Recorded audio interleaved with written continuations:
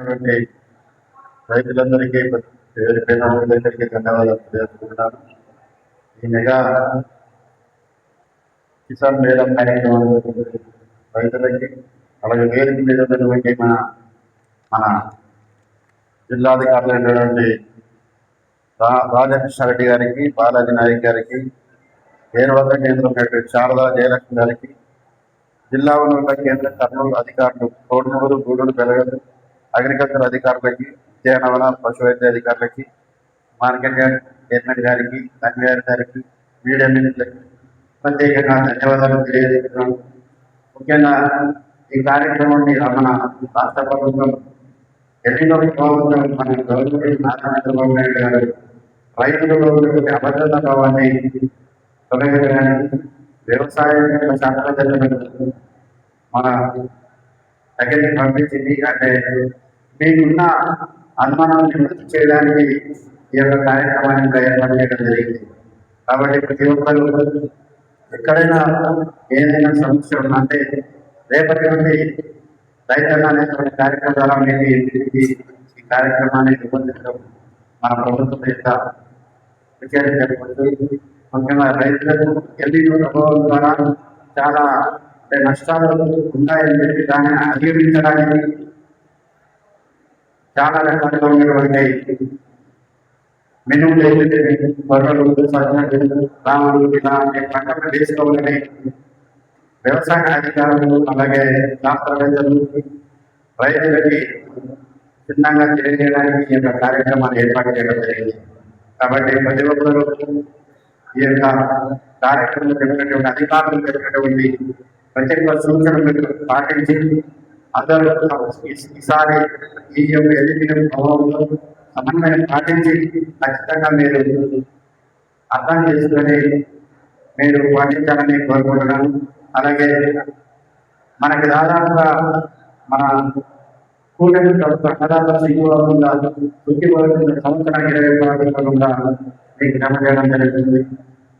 ఇంకా ఎలాగైనా అని మన రాష్ట్ర ప్రభుత్వం పట్టిసీమ గుర్తువల్ల నారా చంద్రబాబు నాయుడు గారు ఖచ్చితంగా పట్టిసీమని ఏర్పాటు చేసి ఈ రోజు కృష్ణానదికి నీళ్ళు అందిస్తున్నారంటే ఆయన నారా చంద్రబాబు నాయుడు గారి ఘనత.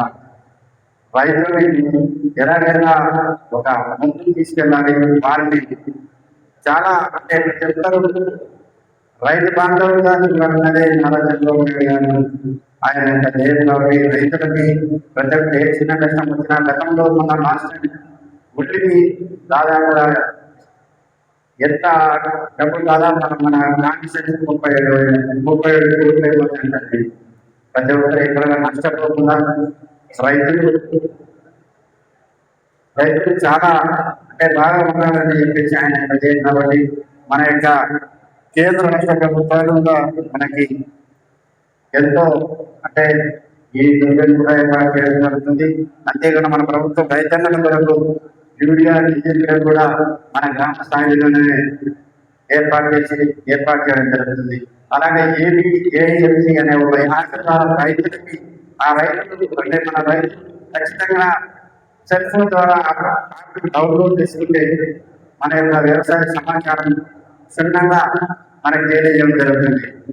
ఇంకా ఆ యాప్ ద్వారా మనము మీ ఇంటి దగ్గర ఉంటే మీరు ఏ పంట వేశారు అని చెప్పేసి దాకా అప్లోడ్ చేసుకుంటే మీకు బాగుంటుంది. కాబట్టి ముఖ్యంగా ఇన్సూరెన్స్ కూడా ఏర్పాటు చేయడానికి ప్రతి పంటకి ఇన్సూరెన్స్ ఏర్పాటు చేయడం జరిగింది. కాబట్టి అందరూ కూడా ప్రతి ఒక్కరు ఇన్సూరెన్స్ ఉపయోగించుకుంటే రాబోయే మీకు కూడా డబ్బులు రావడానికి చాలా అవసరం అవుతుంది. కాబట్టి ప్రతి ఒక్కరు దృష్టిలో ఉంచుకొని మీరు సంబంధించిన వచ్చేప్పుడు కాబట్టి మాకు కూడా రైతుల సమస్యలు ఎలా ఉందో తెలుస్తుంది. నారా చంద్రబాబు నాయుడు గారు ఎంతో కృషి చేస్తున్న ఈ రాష్ట్రం ముందుకు వెళ్ళాలి. రాష్ట్రం బాగుంటేనే మన యొక్క భవిష్యత్తు తరాలకు కూడా బాగుంటుందని చెప్పి మన నారా చంద్రబాబు నాయుడు గారు అయితే అలాగే అగ్రికల్చర్ మినిస్టర్ అయితే అచ్చెన్నాయుడు గారు అయితే ప్రతి ఒక్కరు అంటే మన రాష్ట్రం భారతదేశంలోనే అగ్రగామి అలాగే వ్యవసాయానికి అలాగే ఇండస్ట్రీస్ అయితే ప్రతి ఒక్కరికి ముందుకు ఒకే ఒక సంకల్పం చేయడం జరుగుతుంది. కాబట్టి ప్రతి ఒక్కరూ అర్థం చేసుకొని ఈసారి జరిగిన ప్రభావాలతో అభద్రతా భావాన్ని తొలగించుకొని అట్లాగే వ్యవసాయ రంగంలో శాస్త్రవేత్తలు చెప్పిన వాటిపై ప్రతి ఒక్కరు సక్సెస్ అవ్వాలని తెలియజేస్తున్నాను. కాబట్టి ఈ యొక్క కార్యక్రమాన్ని వేదికలను ధన్యవాదాలు తెలియజేస్తున్నాను.